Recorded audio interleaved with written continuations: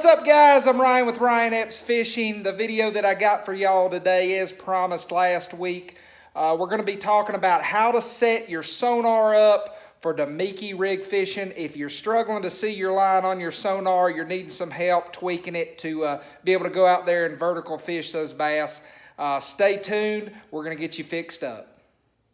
All right, guys, this is my bow mounted sonar. I've got the transducer set up here on my trolling motor. This is the one that I use up here damiki rig fishing, any type of vertical fishing. It's a Helix 7, Humminbird Helix 7 side image unit. I'm going to show you how I've got it set up. First thing I want you to do, if you've got a Humminbird, is make sure we're going to hit the menu button. Actually going to hit that twice. I'm going to scroll over to setup and go down. Make sure that you've got this user mode set at advanced. If it's not set at advanced, that advanced mode will let you access a couple settings in this unit that you're going to need that the normal mode doesn't. So first things first, make sure you've got that set over at advanced.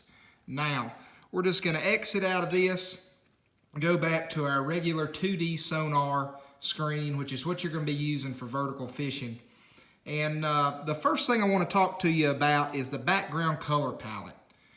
You got several options from here. If you hit the power button, you can scroll down and you can choose white, blue, or black. Some of the Helix units have this set up a little bit different, how you change the background color palette. Some are just set as actual presets on the unit, but on this Helix 7, you have to hit the power button there. I like, for vertical fishing, I like the white background. It's really just a matter of preference, what you see best with your eyes, but to me, the white gives you the most detail. And when we're looking for something as small as you know, quarter to 3/8 ounce, you know, small jig heads, I need that white to be able to pick up that subtle sonar return from that back a lot of the time. So I like that set at white. The next thing that you're going to want to do is we're going to go into menu here, and we're going to talk about the upper and lower range. Now, what this does is this adjustment right here affects actually the picture that you see. Right now you're seeing from 2 foot down to the very bottom, you're seeing at 36 foot. Now, most of the time, people leave this set at auto. I don't like to do that, especially when I'm vertical fishing. I'm sitting still or moving extremely slow, and I pretty much know what depth I'm going to be at. To me, especially if you've got a smaller screen unit, like this one up here up front's a 7-inch unit. This is something I wouldn't worry about a whole lot if I had a 12-inch unit up here, but this is a 7, so I want to maximize my screen size that I have. I go up here to the upper range, and this you adjust this to show how much of the upper range you want to show. I can back this down to 0, and this will show you all the way from the surface of the water. I don't need to see all that mess. To me, that's just wasted information. I'm not fishing for fish up there in the top column of the water, so I don't need to see that. So most of the time what I'll do is I will take this down to, let's say I'm fishing 30 foot of water. Or, well, we'll use 17 since that's where we're at here. Fishing 17 foot of water. I'll take this down. I can take at least 3 foot off of it, 4 foot off of it there. That's going to eliminate me seeing the top 4 foot of water in the water column. It's wasted water. We're not fishing it. Why would we want to see it? Go back in here. Let's adjust our lower range. I don't need to see 35 foot. I'm only fishing 18 foot of water. So I'm going to back this down. Let's stick it there at 20. Now we're seeing from 4 foot to 20 foot. That's all we're seeing. So we've eliminated wasting the space on our screen with any other part of the water column. And what that's also going to do, and you can see we've went down to 27 here. I've got it on demo mode. So I'll just take this on down to, we're at 30 now. We'll go down here to 35. If you want to change the upper, normally if I was fishing that deep, I'd change this upper on down to about 10. Now we're seeing 10 to 35. But you got to remember that what this does, you're actually a little bit magnifying what you're seeing here on the screen. So everything is going to appear just a little bit bigger than what you're used to seeing running this on auto. The fish arches are going to be just a little bit bigger. You just have to get used to that and understand what you're seeing and get used to seeing everything just a little bit bigger when you go to maximizing your upper and lower range here to what you're fishing. But it's a little bit tedious, especially if you're fishing water that changes depth a whole lot. It's a little bit tedious to get in there and adjust it throughout the day. But to me, it's necessary. It'll give you the best use of your screen, and that'll help you out a lot. So next thing that we're going to do is talk about chart speed. This setting right here controls how fast the data gets refreshed across your screen. If you're staring at your sonar screen, everything to the right of your sonar screen is your most current data. Everything that has happened, everything over here on the left is history, okay? Current history. So by increasing your chart speed, you're actually going, and Humminbird's on a scale of 1 to 10, 1 being the slowest, 10 being the fastest. The higher number you have on here, the faster it's going to refresh this, okay? A lot of times when I'm vertical fishing, I like to crank the chart speed up a little bit so it keeps refreshing that screen faster. The thing that'll also change, and this is something else you got to keep in mind, this, once again, is going to affect how your stuff's displayed on the screen. If you've got a fish in your sonar cone, and it's staying in your sonar cone, it's actually, the faster it scrolls it across, it's going to stretch everything out a little bit, long ways. So your arches, as long as that fish stays in there, it's going to stretch that fish out. So everything's going to look a little bit more stringy the faster that you go. So just keep that in mind. I don't like to set it way up there. I like a happy medium when I'm setting, for the most part, still doing this. So about 7's a good number for me when I'm vertical fishing. So that's important too. The next thing we'll talk about, you go into hit menu again. That'll bring up your additional settings. Scroll over here to your sonar. Let's talk about surface clutter. And to show you that, I'll take this back down so y'all can actually see the surface here. Go back in here, surface clutter. Now, once again, on the Humminbirds, this is a scale of 1 to 10. Surface clutter is caused by wind, your prop wash from your boat, anything like that that's causing a disturbance at the surface of the water that's going to cause interference up here that you're going to see. This setting right here will let you adjust how much of that you see. If you cut this all the way down to 1, it will filter out as much surface clutter as it can.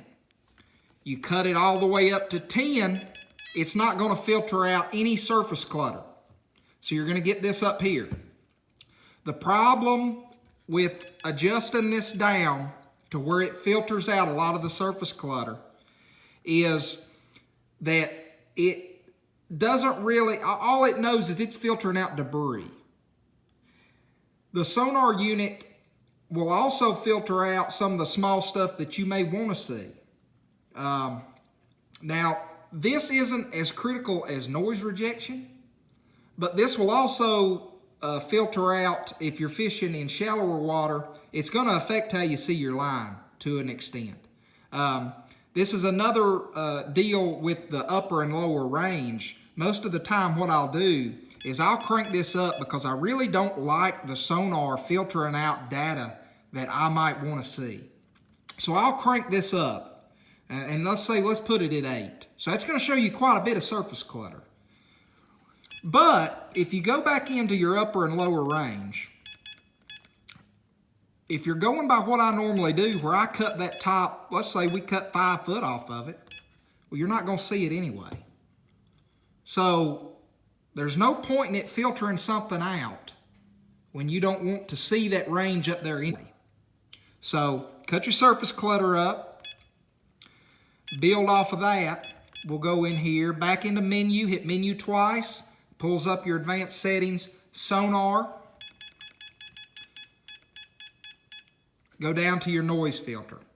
Now what this setting does right here is this filters out interference.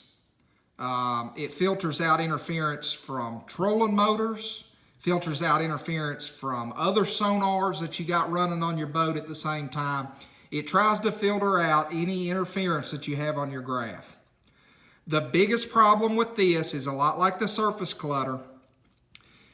A lot of times it can't tell the difference between trolling motor interference and the line that you got down there from your 3/8 ounce jig head. So you could potentially be filtering out the return from your line and your bait without even knowing it. So I run my noise filter as low as I can stand it. I mean, if you cut it up here as high as it'll go, it's going to filter out a lot. It's going to be hard for you to pick up that really small stuff in the water.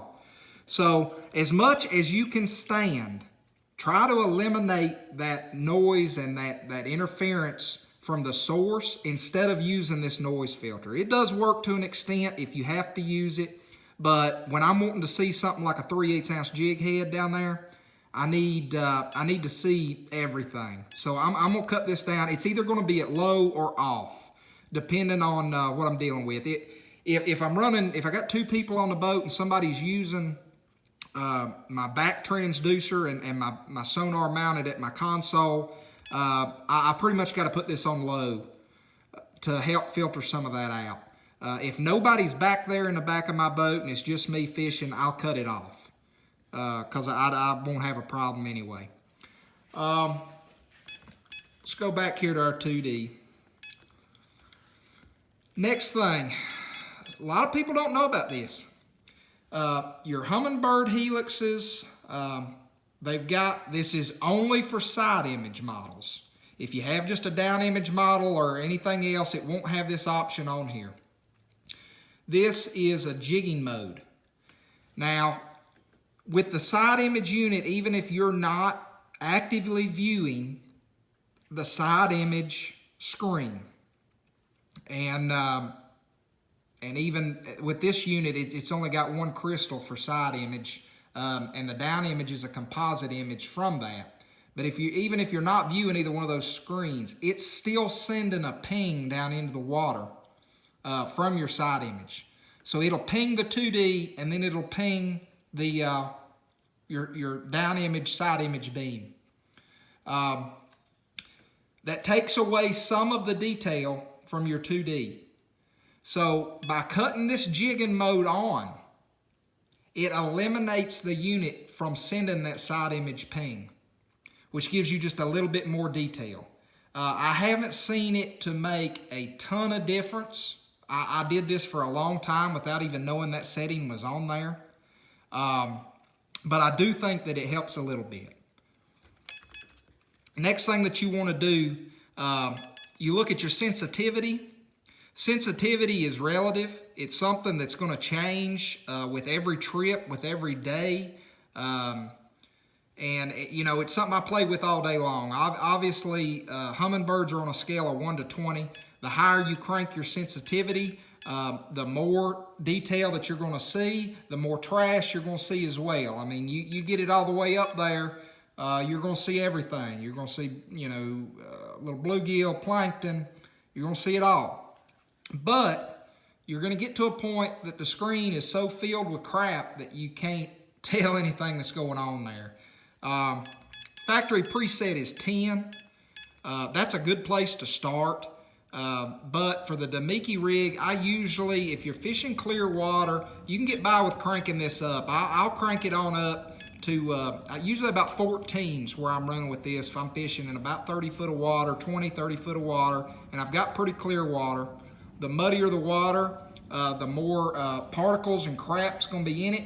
You're not going to be able to get away with using that higher sensitivity. You're going to have to crank it down. The general rule I go by, though, is as much crap as you can stand on your screen and still be able to see what you're doing.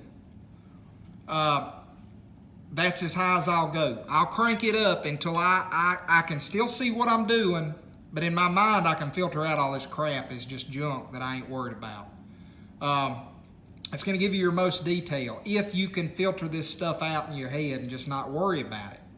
If you can't, you're going to have to crank it down there to get rid of it, but also realize that you're also losing detail with your line and stuff down there that you're trying to see. So fishing clear water and stuff, 14 is a pretty good place. Start between 10 and 14, go up or down, depending on what you need to do. Now, the biggest thing here is go into menu again to your settings. Let's talk about your sonar frequency for this. Now, Humminbirds, you can choose your 200 kilohertz. That right there, that's going to send a sonar beam down. It's a cone-shaped beam. So you can just think of a circle that you're painting on the lake bottom. Your 200 kilohertz beam is going to be your smallest circle. The diameter of that circle is going to be 1/3 of whatever depth you're sitting in. If you're sitting in 30 foot of water, the diameter of your beam down there that's getting painted on the bottom is going to be 10 foot. This is going to give you the least coverage, but it's going to give you the most detail out of your 2D sonar. 83 kilohertz is a bigger beam. The diameter of that is roughly going to match whatever depth you're sitting in. If you're sitting in 30 foot of water, the diameter of your beam that you're putting down there is going to match your depth. 30 foot of water, you're going to be putting out a 30 foot diameter beam. Now, the problem with this is you're going to be seeing a lot more than is what is directly underneath your trolling motor. And when we're dropping damiki rigs down, we're wanting to see directly what's underneath the trolling motor. So with this, you're going to be seeing a lot that could be 10 foot off to the side, and you never know it. And it looks like your bait's going right over top of them. And really, them fish is 10 foot to the left or to the right of you, and it's just going to frustrate you. Use the 200 if you can get away with it.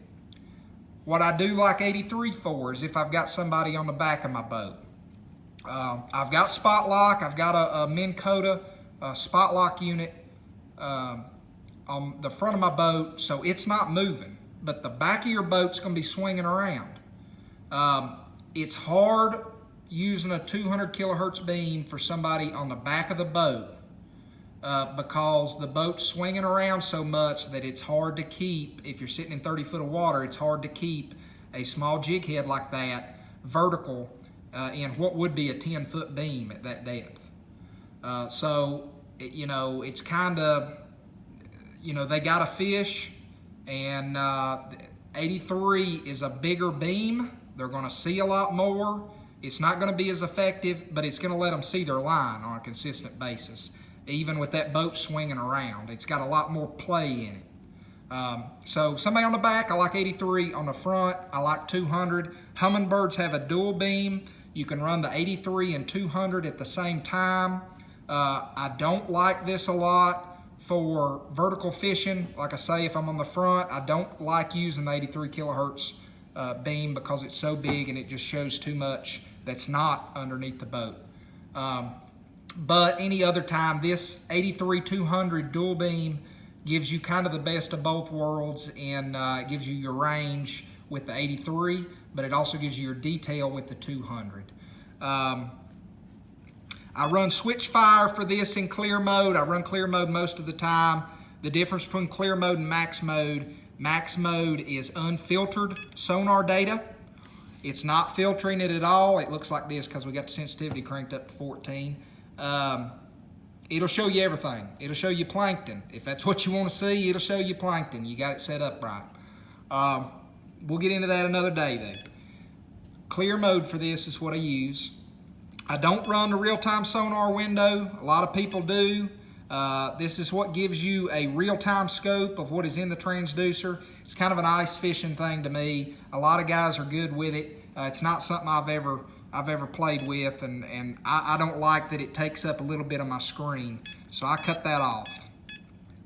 Bottom view, I leave it on structure ID. Your other option is a white line. The Sonar places a thin white line on what it interprets as the bottom. You lose some detail there. And the Sonar, it ain't always right. I don't mess with that white line. I leave that set on structure ID most of the time. Last thing I'm gonna tell y'all, and this is gonna help people in the back of your boat. If you go into your Sonar settings, that's menu twice, you can actually, and don't ask me why they do this, but they do, you can adjust, if you're running that dual beam, it's for the person on the back of the boat, you can adjust the sensitivity of the 83 kilohertz beam by itself. So, for the person on the back of the boat using 83, I'll normally crank this up a couple notches. 5, 6, between 4 and 6, somewhere in there. It's going to help them a little bit when that lure, when the back of the boat's swinging around and that lure's kind of pendulating out and getting to the outskirts of that beam. This will help it still pick up a little bit better and still give them a strong return so they can see what they're doing back there. That's what I use the 83 kilohertz beam. Only other thing is if you go to, and mine's set, I've got it as a preset where when I go to view, I can scroll to it. This is your snapshot and recording screen. Don't ask me why they did this. It makes no sense to me at all. It took me forever to find it, but here it is. If you want to adjust your ping speed, you have to go to the snapshot and recording view screen. Hit menu one time. There's your pings per second. That controls how many Sonar pings get sent down into the water per second. It'll be set at auto. I like to back it from auto, leave it on the highest ping speed that it'll go. That gives you the absolute most detail you can possibly have. It's sending the most pings, you're getting the most Sonar returns, more detail. So make sure your ping speed is set at the highest speed that it'll go.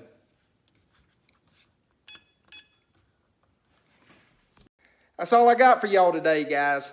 Hopefully you learned something. You can get out there on the water now and use your graphs, tweak them up to see your line, and do this damiki rig fishing with confidence.